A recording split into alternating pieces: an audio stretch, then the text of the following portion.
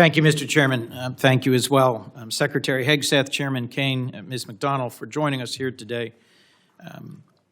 We are confronting a world more dangerous today than at any time since the Cold War, and our nation needs and deserves a strong and coordinated response to deter the threats we face, to protect our freedoms, and keep our citizens safe.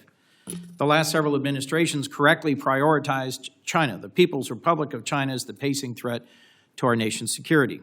More recently, as the chairman just said, and as I strongly agree, China, Russia, Iran, and North Korea are increasingly aligned in ways that are making each of them more threatening to our national security. This is happening right now in Ukraine. Russia's aggression is buttressed by Iranian drones, North Korean soldiers, and Chinese components, technology, and funding. Ukraine's, though, not just a preview of geopolitics, it's also the future of warfare. And the pervasive electronic warfare and drone swarms we see on the front lines are lessons from which we must learn. We need to address the urgency of this moment, to unify our efforts, focus our precious time and money on what's important. Chairman McConnell and I are ready to do that with anyone interested in engaging in good faith, which is why it pains me to point out the obvious at this budget hearing, that in the face of these threats, the Department of Defense is more internally divided and beset by challenges of its own making than at any point in my memory. Let's start with the budget. Our Department of Defense and our troops are currently operating under a full-year continuing resolution for the very first time. The continuing resolution provides tens of billions of dollars less in purchasing power than under the previous administration. This does not deliver on peace through strength. No one on this subcommittee wanted this outcome. Mr. Secretary, we appealed to your office to timely and publicly oppose a CR as all previous secretaries had done. But you were silent. You never responded. That CR's cuts are forcing DoD to halt training and shrink exercises, and it fundamentally undermines readiness. DoD has made the CR worse by paying for DHS border activities with DoD funds meant for military quality of life. Money to repair buildings, to relocate military families, to keep the Navy's fleet operationally ready. Shrinking budgets will not speed up our acquisition system, complete kill chains, or deepen our magazines. We are falling behind, thanks to some poor choices. It should go without saying that the People's Republic of China does not operate under a continuing resolution. The fiscal year 2026 request is no better. If you go to DoD's fiscal year 2026 page right now, this is what you'll see. This is what is currently publicly available. And the budget request was not much better. We were given this on Monday. More than a month after OMB's press release, we are still waiting for real budget details. This is officially the latest budget submission of the modern era.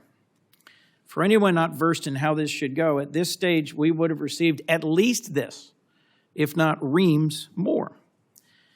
This committee, to do its job, wants to work with you on the details of exactly which programs and exactly which deployments and exactly which end strength you are requesting, so that in a timely way, we can complete our work and avoid another disastrous continuing resolution. But the department has been AWOL in the 26 debate as it was in the 25 debate.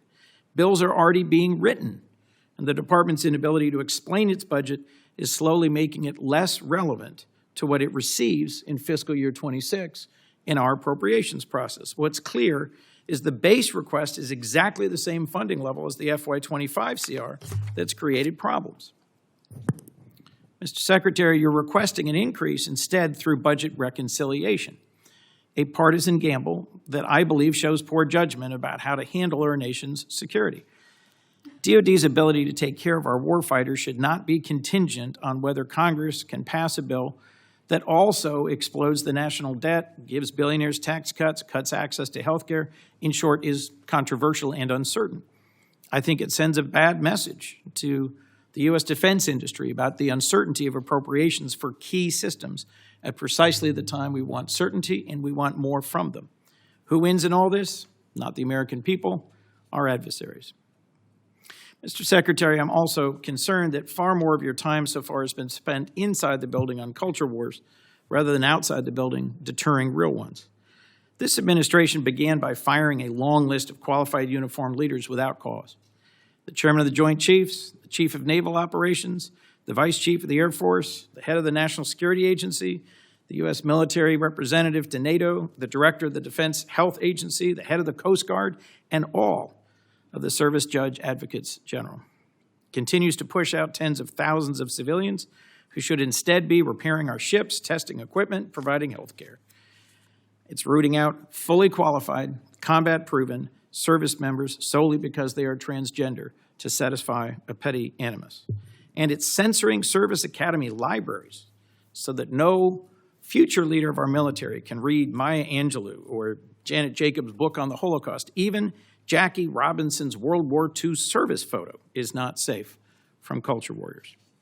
In January of this year, any patriotic American who met the qualifications could serve our nation. And the Marines at 29 Palms were training for the Indo-Pacific, not the streets of Los Angeles. We worried then about our enemies rather than each other, and we should return to that model. We also, frankly, need to get back to partnering with and supporting our allies. This administration has publicly and repeatedly threatened to seize the territory of NATO allies and retake the Panama Canal. The president paused aid to Ukraine, both intelligence partnership and military support, in the middle of their just war against one of our primary global enemies. And at times, rather than help and partner with our allies, we've levied massive tariffs against our partners. The department's fiscal year 26 request compounds these mistakes by explicitly eliminating assistance to Ukraine and slashing security cooperation with allies around the world, sending exactly the wrong signal. Our global network of strong allies is our asymmetric advantage.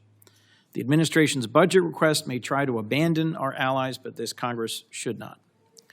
I'll also cite a predecessor in your role, Secretary Mattis, who testified to Congress that we need to complement strong investments in defense with comparable investments in diplomacy and development. In fact, I think he once said famously, if we don't spend adequately on diplomacy and development, I will need more bullets because we will be in more wars.